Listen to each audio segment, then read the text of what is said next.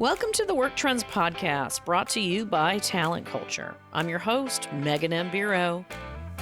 Each episode, I interview really smart people who are reimagining the world of work.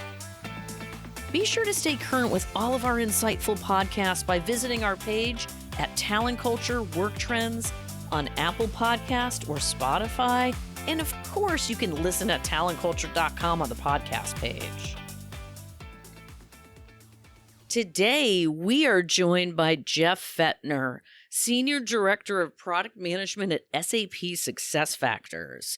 Jeff is a product manager with a proven track record for bringing cloud-based enterprise software to market by applying agile methodologies, making data-driven decisions, managing high-performance teams, and working collaboratively with cross-functional partners. Jeff is an absolute rock star with incredible experience understanding how HR tech affects the market and how it can improve our daily operations. So we are thrilled to have him here. Welcome to Work Trends, Jeff. What's happening? Hey, Megan. Thanks for having me. I'm excited to be here. Excited for a really fun discussion we're going to have. So yeah, let's get into it. All right, let's get this party started. So listen, Jeff, we are seeing a big shift from role-based to skills-based talent practices. Why is this movement gaining momentum, and how are organizations gauging skills proficiency? Yeah, that's such a great question. And, roles, as you know, Megan, they're changing quickly. It seems like daily the definitions of roles are changing, but skills have really become that true currency of work. When we think about traditional hiring based on degrees and job titles, that really filtered out a lot of great talent. And technology has evolved so fast. I think the pandemic also, if we sort of look back historically, we look at the pandemic even accelerating that shift. You had layoffs, you had early retirements, you had the great resignation, and that created these talent gaps that just couldn't be filled by credentials alone. So organizations, started asking, well, let's just see what people can actually do instead of just looking at their resume. And I think that's in part what really accelerated those skills-based practices, opening up those really large talent pools, which then in turn increased internal mobility. And so folks in organizations, employees started realizing, gosh, I can move laterally. I don't have to stay in my own lane. I can grow my capabilities, sharpen my skills instead of just chasing a title. And organizations, of course, thought, well, gosh, this is also pretty cost effective. Let's just develop our internal talent instead of always going out to the market and hiring externally. And that's the historical look back. Now organizations are wrestling with, gosh, we're entering an increasingly AI-centric world, and it's just shifting and changing everything. What does it look like in the future? And I think skills become even more critical. It's just a different set of skills. And that's some of the conversations I've been having with customers. And the constant refrain keeps coming up. I'd be curious to find out what you've been hearing as well. But it's sort of this triad of skills. We've got to have folks that are skilled in creativity, got to be critical thinkers, leadership, and then they need that technical skill base. They need to be, literate in AI and understanding the mechanics of AI. And then that third piece is the organizational knowledge, governance, regulatory skills. Those things really matter. But I'd love to get your thoughts. What do you think? My gosh, Jeff, where to begin, right? This is a topic, and you're right, the pandemic, the great resignation, it's a topic that's been gaining steam for quite a while. And one of the things that perhaps makes you a rock star here in the talent culture community is that the way you broke it down for us. You're right. Things happen for a reason, but it's never one reason. There's always context, and one of them is historical. So I think we're off to a great start, and I want to kind of unpack a couple more things with you, and then we'll get to why, my thing on personalization, why it's so important. So if you're out there and, I've got listeners here who may be hearing this term for the first time, okay? Let's go into what exactly is performance and goals agent, right? Yeah. And how is it improving personalization, data summarization, and the overall quality of performance discussions, right?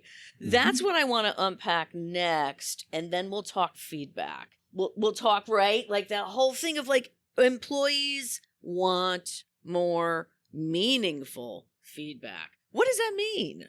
Right? Yeah, that's a great question. And you teed it up at the beginning of the podcast, you talked about being data driven. And we, when we set out to build our first agent, the first question is, well, what's the acute problem we're looking to solve? There's many, of course. There's never just one problem within organizations. But one of the constant refrains we heard from organizations, from customers, from users is just the time it takes to prepare for performance discussions. So I manage 6 people. They all sit in Shanghai. That's like 6,000 plus miles away. Not an easy thing to manage individuals when they're that far away, much less, just even, within arm's reach, right? I was going to say, they could be next door to you as well. Yeah, it's just as exactly. The challenge doesn't go away because of geography. And so, we set out to think, well, how can an agent actually get its arms around this problem? And so we built an agent with that problem in mind. And, for your listeners, if this is the first time you're hearing this, the Performance and Goals agent is designed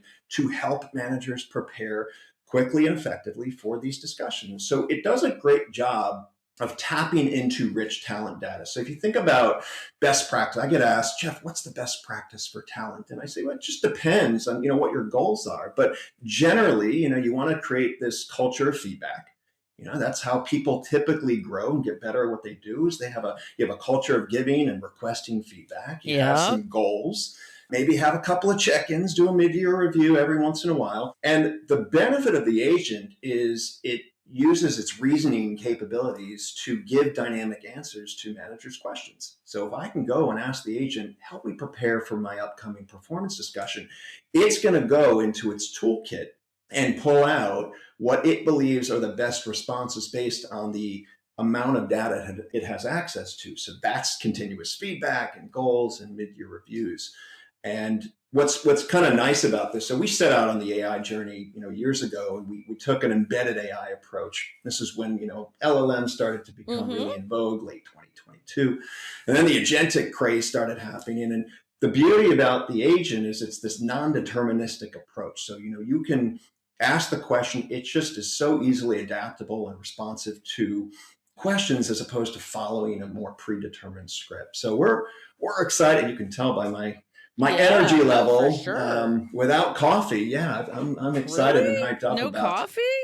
Early on in the day, Megan, coffee, but I'm a 1 cup a day kind of guy. So I don't really, I gotta watch my caffeine intake sometimes. You've got that. And sometimes I go for the second, Jeff. Sometimes it happened today for me. So, but I got to tell you, talk about this conversation. Let's talk about meaningful feedback because it's so critical at every stage of anybody's career. I don't care if you're a manager, you're an employee, you're the CEO. I strongly believe any technology that can improve this process and also tackle positively impacting morale, retention. That's a biggie for me. And the overall success of teams and organizations. So help us connect the dots a bit further. How does new technology seamlessly translate performance data, especially skills evaluation, into actionable development recommendations? And why is this connection such a red hot topic right now, Jeff? Yeah. What's going on? Well, yeah, there's a lot going on. But yeah, I think, and not that this is going to come as a galloping shot, but I think one of the ways we've seen technology driving change, of course, is, you guessed it, AI. And, I sort of think about this, share with you kind of an interesting anecdote. About a year and a half ago, we set out to transform our performance management experience. And we do a lot of listening. We go on listening tours with customers. And I remember a customer sort of jokingly mused to me at one point. They said, Jeff, can you just give us a button that if we were to press it, just summarizes everything and gives us recommendations about someone's performance and where we should go? And I paused and I said, yeah, we could do that. Without giving any details. I didn't want to give away the secret sauce, but So it's an example of what we did in our product. So we built this performance insight tool. And the beauty is it doesn't just look back. It doesn't just evaluate performance, but to your point, to your question, it's looking at skill gaps. So it might go into all of that rich talent data and identify, okay, this person's not particularly adept at delegation. They're okay, but they need to learn how to delegate better, don't we all? And Mm-hmm. it recommends actionable steps for improvement. So it helps people skill up and gives managers a path. And we've wired the experience so that those recommendations flow into the employee's development plan. So it creates a nice seamless link between the evaluative process and the development process that typically follows your performance review, period. And we've embedded it in other products in our 360 review. As far as why it's such a hot topic, well, again, there's, as you said, there's always more than one answer to a question. I think organizations, from my discussions, they're under pressure to do more with less. Yeah. I don't think they're not hitting the brakes on hiring altogether, especially No. for some harder to learn skills. But I think when you get into these challenging economic times, the first instinct is let's look inward. Let's see if we can upskill some of our existing talent faster and in a more cost-effective way, and keep those employees engaged. I mean, I see these as very interesting insights. I love the growth that we're seeing in this area too. And remember the days, everyone, when feedback didn't include I mean, zilcho data, like nothing. It wasn't that long ago. Mm-hmm. And No, then, Jeff, to strategically use those data driven insights and provide actionable next steps, that's a game changer. it is. It is. Let's be real. Yeah, yeah. And I give product demos a lot, and I try to keep it playful. And I always demonstrate our feedback tool, and I usually start out by writing something along the lines of, be less boring or be more engaged. So three words, and then I tell, I interact with the crowd. I say, look, do you think that's going to help anyone improve? And invariably everyone shakes their head no. I said, well, okay, but what if you had AI to actually help improve that language? What if someone is not as adept as someone else at giving actionable feedback? And so we sort of embedded some of those contextualized or moments into some of our AI capabilities. It's really just offers these teachable moments for people who otherwise wouldn't have gotten the training on how to give feedback. I never went to a class on how to give effective feedback. Yeah, you just learn by doing, and Exactly. hint everybody out there, right? I mean, a lot of organizations are investing in a truly connected talent suite. How do tools like People Intelligence and the broader SAP SuccessFactors ecosystem help leaders move from performance snapshots to a much more holistic view of growth, potential, and future skills needs? Yeah, that's such a good question. I mean, sort of our running theme here, at least one of them, is around data. And when I've spoken to leaders, of all stripes, they all say to me, look, we don't have the option for blind spots anymore. I mean, we never really had the option for that, but it's just becoming so critical. With skills as the currency, they need data, they need intelligence, and that's what People Intelligence is really about. It helps to eliminate those blind spots, and it sits on top of our business data cloud and looks at this harmonized set of data so that leaders can tell these rich, compelling stories. So they're not dealing with static performance snapshots anymore. Instead, they get a really rich, full picture of growth, potential, future skills. And what's really cool about this is, and it came out late last year, it's giving individuals the ability to see correlations between performance and other input variables like learning and upskilling. My manager often says to me, Jeff, you got to think about what, the data that's connected, or think about things Hmm. that everything's connected. And that always plays in my mind when we're thinking about building a feature. Never have anything siloed. There's always connectivity between one domain and another. And that's the beauty of People Intelligence. It just cuts across these domains and can answer those questions like, well, which training is going to close the critical skill gap? Some CLO out there's got to justify that spend on learning. And Oh yeah. right. And this is the kind of thing that People Intelligence can do. And that's just one of many, many questions you can ask, and it's pretty exciting. I think the potential is there to really help leaders get that holistic picture that they've been waiting for, and again eliminate some of those blind spots they've been struggling with for many years. Always moving the needle there over at SAP. And I got to tell you, this is great information. As HR leaders explore new technology, understanding how this integration actually works, super helpful. Like, sorry, but we're not connecting dots if we don't understand why. Yeah. So, we know turnover remains a huge concern for leaders around the world. Talk about how these advances in AI and performance technology support the goal of reducing voluntary turnover and truly valuing talent for their lasting contributions. You said it earlier. There's always multiple dimensions to a particular problem, right? So turnover, and it comes down to feelings of underpaid, undervalued, overwhelmed, or some combination of all three. And I think AI has some really interesting potential to help us move from sort of reacting to attrition to even predicting and preventing it from occurring. And I was reading something not too long ago. It was an article showing a Fortune 500 tech company. They actually saw that 40% reduction in employee turnover by implementing continuous performance or continuous feedback Mm-hmm. practices. Yeah, yeah. And so it gets back to your other point about, when you have embrace those technologies, embrace those practices, it can move the needle. It can actually have a positive impact on lowering your attrition. And what was interesting, sort of getting back to the point we mentioned earlier, when we've gone out and we've done our listening tours and talked to customers that have implemented these practices, the struggle, as you said before, for some has been ensuring that feedback is actionable. And every single time we design an experience, we embed technology, like AI into the fabric. One of the things we love to think about is intentionality. It's like one of my favorite words, not because it's, multisyllabic, but it's just a fun word to say. Mm-hmm. But I talked to some of our UX leaders too, and they love the idea of intentionality and showing up as the mental aboutness behind every user action. It's really, really some cool stuff. You Mm-hmm. can geek out on that, but they do it because their actions are about achieving something. So we knew that when people were giving feedback to someone, the question is, how can they improve their intent to help someone get just measurably better? And that's why, again, go back to the point, we included that make feedback actionable. We embedded that into our writing assistant.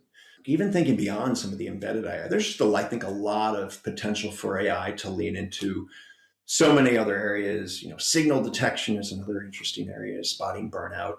My sense is this right now is where we just hit the sweet spot. I think retention is a huge word in our industry, and for good reason.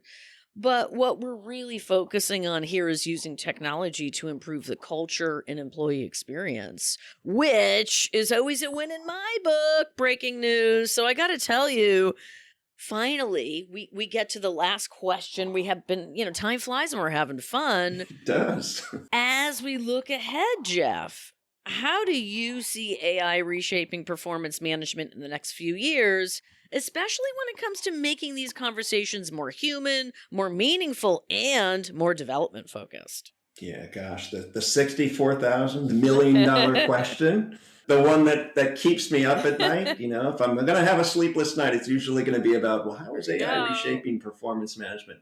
I keep searching my home for a crystal ball. I haven't found it yet, Megan. So if you come across one, let me know. Here's what I see, kidding aside. So, I think, and this isn't, again, going to come as a galloping shock either, but, AI, we're going to start to see and have already seen it automate a lot of routine tasks. And I think it has that power to act as a support tool. So we talked about managers and being respectful of managers' time, or rather freeing up managers' time to focus on the things that matter more. And that's impact and growth. And I don't think the future, when we think about the future of performance, it's certainly going to become less about task tracking. It's more going to become around measuring impact. So I think the human in the equation just becomes less the doer and more the conductor, the governor, right? And they get valued and measured on their judgment, their prioritization, which really then connects. We talked about connecting dots. That's why it connects back to those critical skills like critical thinking and leadership, creativity. Those things are going to have such prominence in every organization or many organizations, again, to ensure that AI capabilities align with actual goals. So there's a lot Gosh, we Yes. could probably spend an entire podcast on that one topic. But I think the other thing too, when we think about the future, you talked about making the conversations more human, more meaningful. What was interesting, so I was looking at this the other day, Mercer put out a study, and it said managers feel overextended as they attempt to deliver against this widening scope of responsibility. And they have too many direct reports to do personalized performance management. So I think that's where we're going to start to see AA having a greater impact. So it frees up managers. They're going to have more time to have more meaningful, more development focused discussions. Then I think we're going to also start to see AI leaning into productivity data and Yeah. maybe even starting to detect signals, challenges people are having in the workplace, surfacing opportunities for recognition, maybe increasing psychological safety even across organizations. Much needed, right? Yeah. So Much employees, needed. they feel the ability to embrace struggle as an Yep. opportunity, which is counterintuitive. You wouldn't think, oh, I'm going to embrace struggle, but struggle can be a good thing. It's right? real. It's real. And, I think people have to be less fearful of struggle and, again, see it as an opportunity to grow. And all roads do, of course, seem to lead back to skills. So, yeah, I think AI is going to handle a lot of the noise so that managers can really start focusing on what is driving performance. So again, at the end of the day, hopefully creating that meaningful, human-centric type of conversation. Very, very insightful. I am excited to see how this area of HR tech will continue to shape our industry. I'm grateful for leaders like you, Jeff, who really understand where we've been and where we're headed. This is super exciting stuff. Thanks for stopping by. Thanks, Megan. Thanks for joining us for today's conversation. I hope you enjoyed it as much as I did. I love learning something new in each and every episode. Just a reminder that you can listen to all of the Work Trends podcast on Spotify, Apple Podcast, and the podcast page at talentculture.com or your favorite podcast platform. Be sure to subscribe so you can listen on the go and stay up to date on all the latest news you want to hear. I look forward to catching up with y'all next time, and I hope today's information made you wiser, happier, more informed, and most importantly, thinking of how you can use it to improve the quality of your career, your life, and your world of work.